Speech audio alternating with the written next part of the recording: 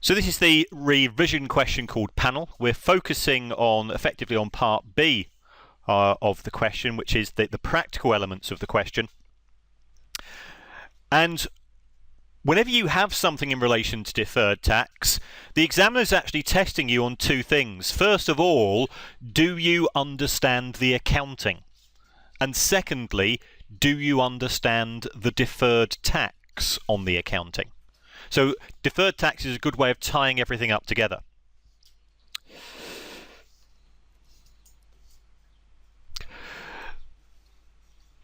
So the first item we're going to look at is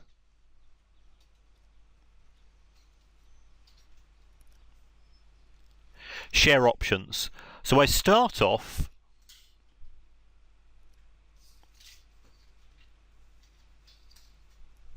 with the accounting treatment. The fair value of the options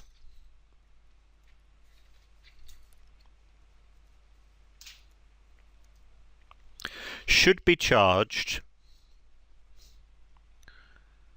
over the vesting period. Fair value of the options at the grant date should be charged over the vesting period.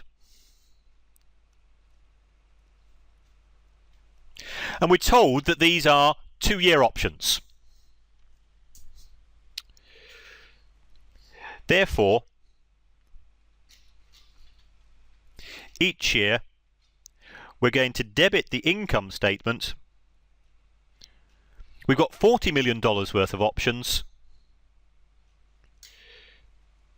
spread over 2 years. I'm going to debit the income statement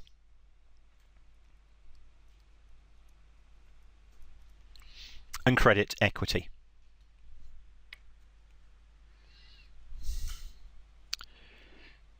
Therefore,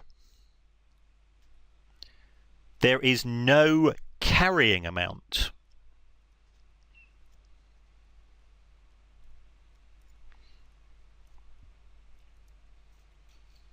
for options in the SFP, as there is no asset or liability.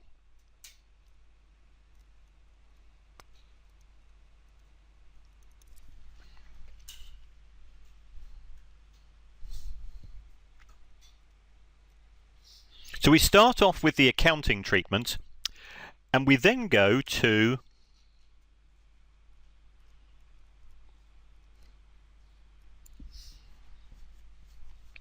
the deferred tax. And what we've got to do here is that we've got to be very, very careful when it comes to dates. The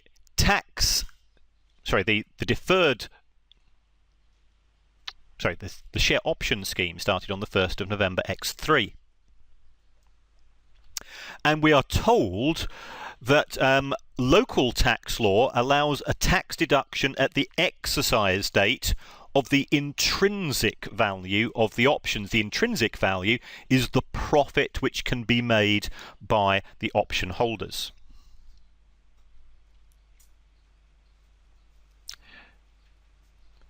At the 31st of October X4,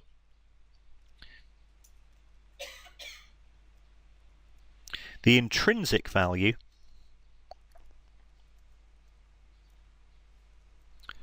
is 16 million.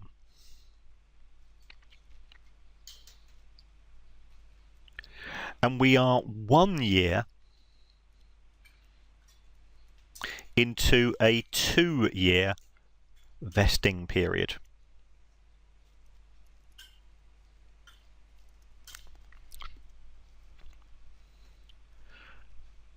So the tax base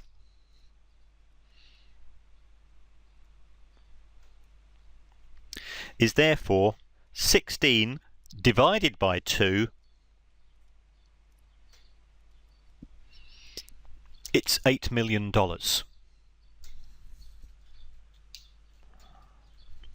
So once we've worked out the tax base, we say, let's go through our 3 steps.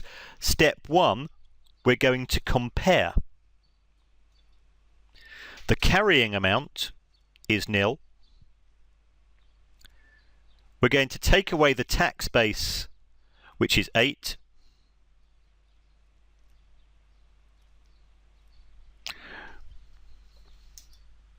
Which gives us -8, so that is a deductible temporary difference.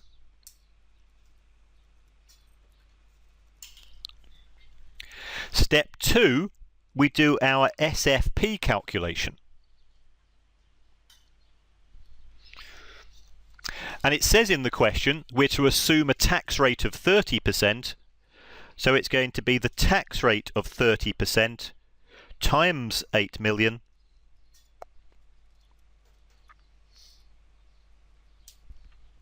So we got a $2.4 million deferred tax asset. Step 3 is P&L, and here it's going to be a $2.4 million credit in the income statement.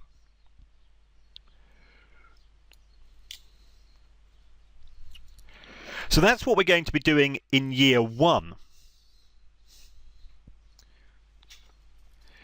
At the 31st of October X5,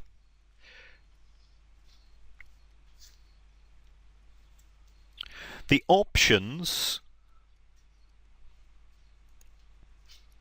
are exercised. If they are exercised, and therefore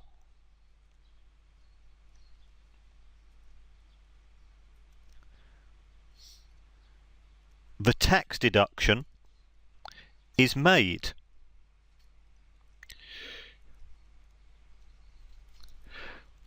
So there is no tax base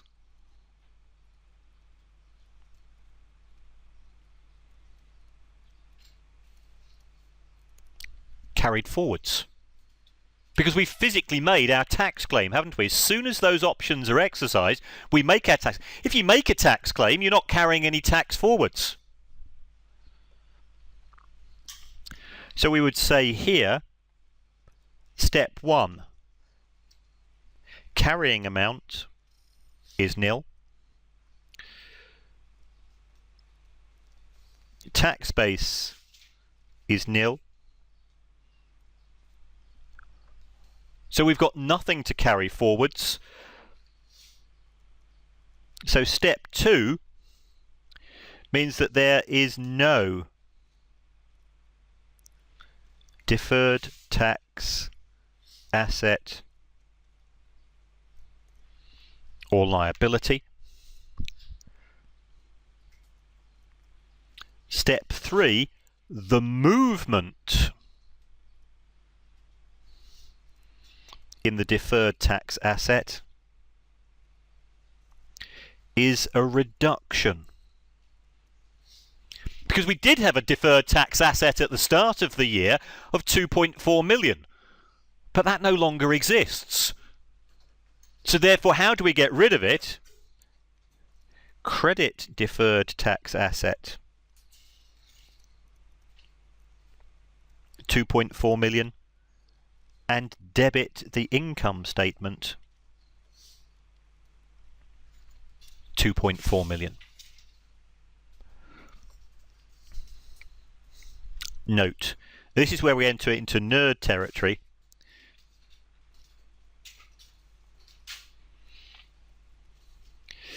The actual tax allowance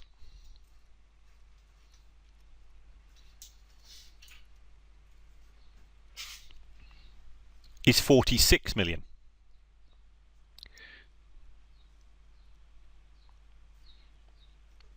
Compared to the fair value of the options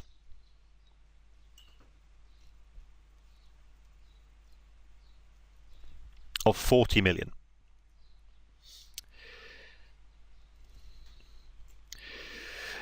This is not an issue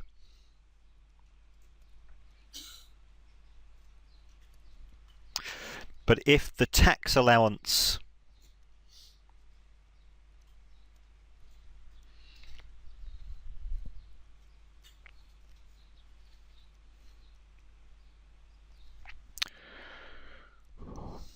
was less than the fair value of the options,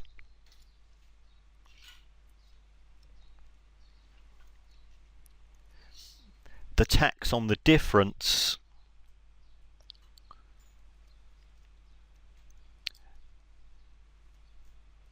is taken to OCI.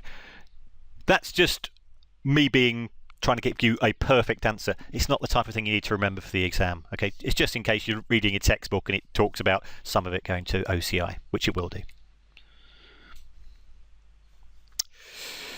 Second item, we have a finance lease. Always start with the accounting.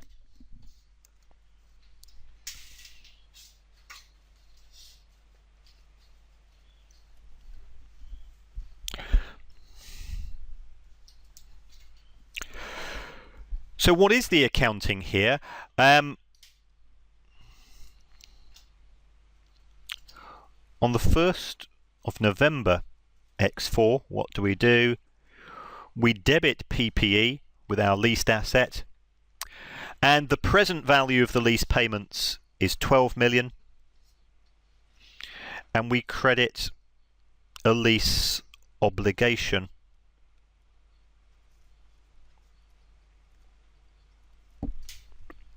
£12 million. At the 31st of October X5,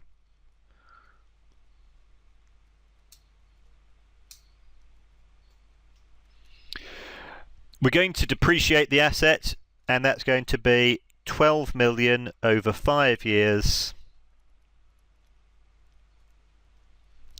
equals 2.4 million. Therefore, the asset has a carrying amount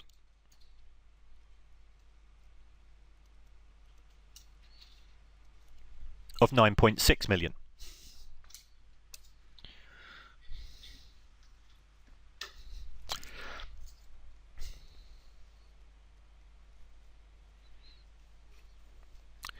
We calculate the lease liability using the amortized cost method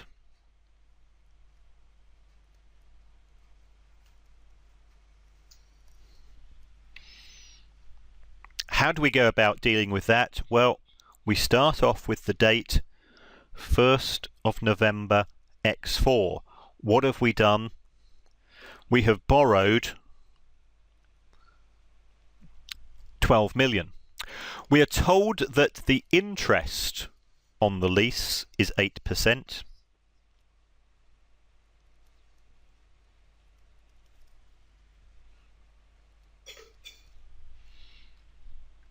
So that is 960,000. How much is the cash repayment? It's 3 million.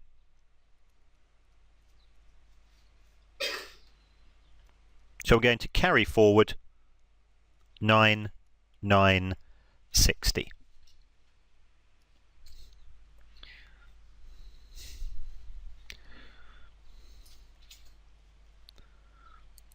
Okay, so that's how we go about dealing with the accounting. I'm now going to deal with the deferred tax on the accounting. So separate them out, bit by bit, chunk by chunk, date by date. The same approach for every single question.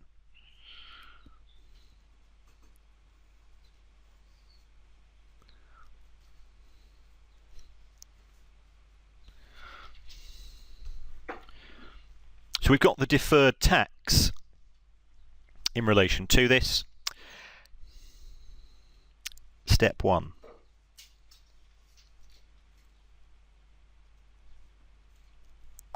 We're going to compare the carrying amount. Well, let's just look what we've got here. We've got an asset, and how much is the asset worth? We've said the asset is 9,600, and we've got a liability of 9960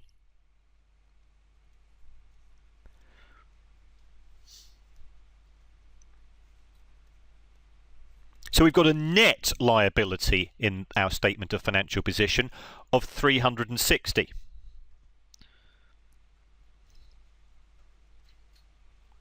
What's the tax base?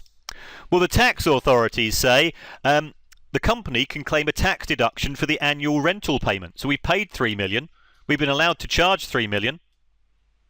Nothing's carried forwards, is it? So our tax base is nil.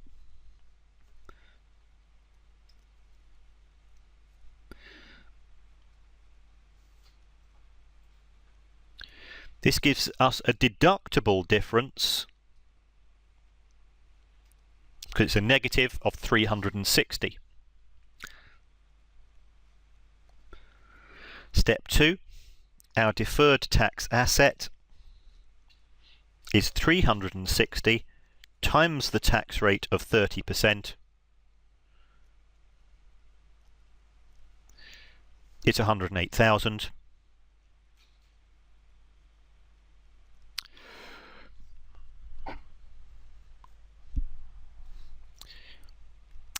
Step 3, income statement is going to be a credit of 108,000. Because if you think about it, where does the lease appear in the income statement? Well, the depreciation's in the income statement, the interest in the income statement, so the deferred tax goes in the income statement as well. Always try to take a logical approach.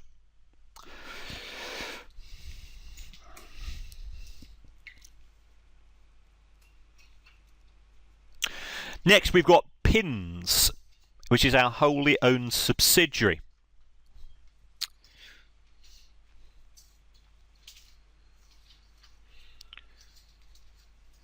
In our consolidated accounts, we adjust for the intra-group profit.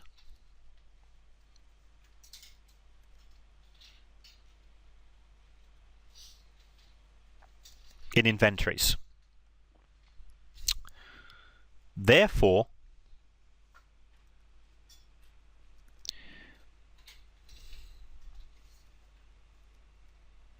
inventories are measured at $7 million.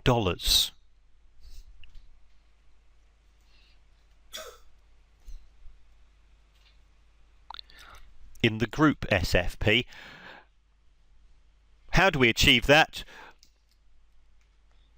Well, we've gone debit the reserves of PINS and we've credited inventories with 2 million.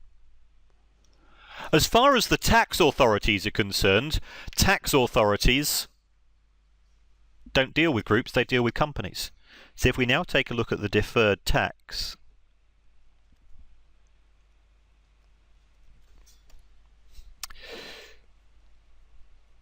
step 1, we compare. So we've got our carrying amount, and our carrying amount is 7 million.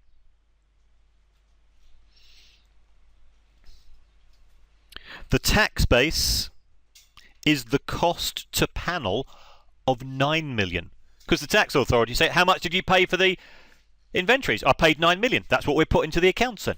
That's how much you got carried forward. So next year you got $9 million worth of inventories. So that gives us a deductible temporary difference of 2 million because it's a negative. Step 2, SFP is going to be 2 million times 30%. It's a 600,000 deferred tax asset. And then in the income statement, because where do we show profits on inventories? We show them in the income statement. It's going to be a $600,000 credit, because if it's a deferred tax asset, it must be debit the statement of financial position and credit goes on the opposite side. That's the income statement. Same approach to every single element of the question.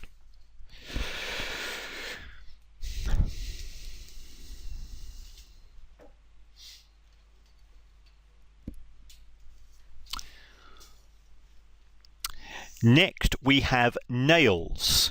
Nails is a subsidiary, but it's also a cash-generating unit. So when we deal with the accounting, we need to remember our rules on impairment.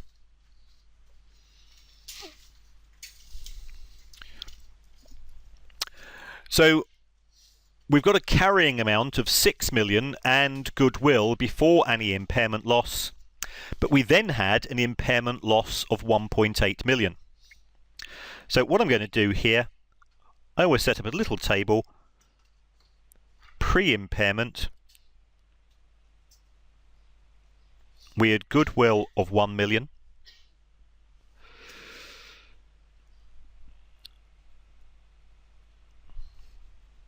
And PPE of 6 million. So before the impairment, the value of Nails' assets was 7 million. We've then got our impairment loss, and our impairment loss, we are told, is 1.8 million. So post the impairment,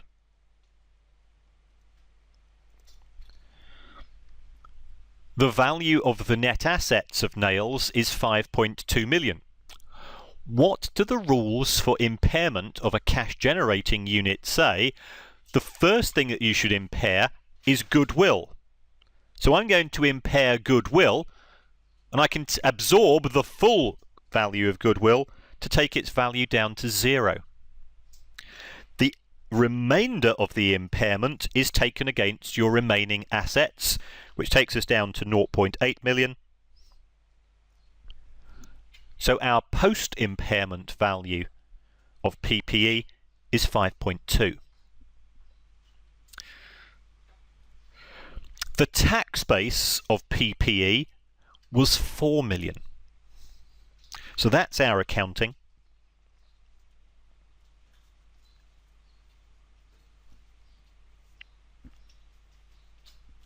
What about deferred tax? The first thing to note is per IAS 12, there is no deferred tax on goodwill. Okay, it's excluded according to the rules. The directors wish to know how the impairment loss will affect the deferred tax liability. So what I'm going to do here is I'm going to say, let's work out our figures before the impairment and after the impairment. The carrying amount of the plant is the figure that we need to focus on, because there is no deferred tax in relation to goodwill. So that's a permanent difference. We ignore it. So before the impairment, the plant was worth 6 million, and after the impairment, the plant is worth 5.2 million. We are told that the tax base is 4 million, and that tax base has not changed, because if there's an impairment, tax authorities, we don't care. Nothing to do with the tax authorities, is it? So I've got figures of 2 and 1.2. So as this is a positive, these represent taxable temporary difference. So that's step 1.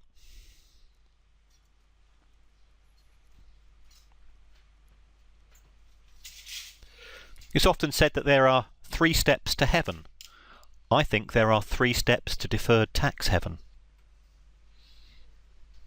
Compare, SFP, P&L. I'm now concerned this is going off all over the internet in a few minutes. what is our deferred tax liability?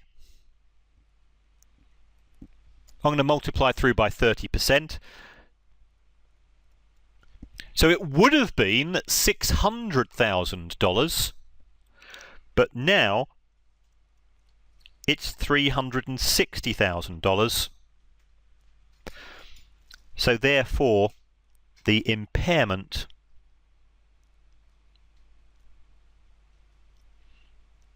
has reduced the DT liability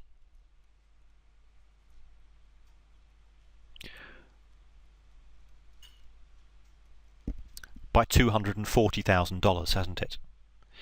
Step 3. Where do impairments go? Income statement.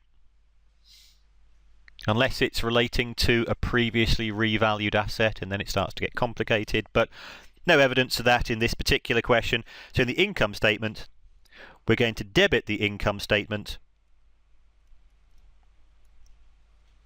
assuming that there was no opening balance, with $360,000. So that is how to approach the question bit by bit, line by line, date by date.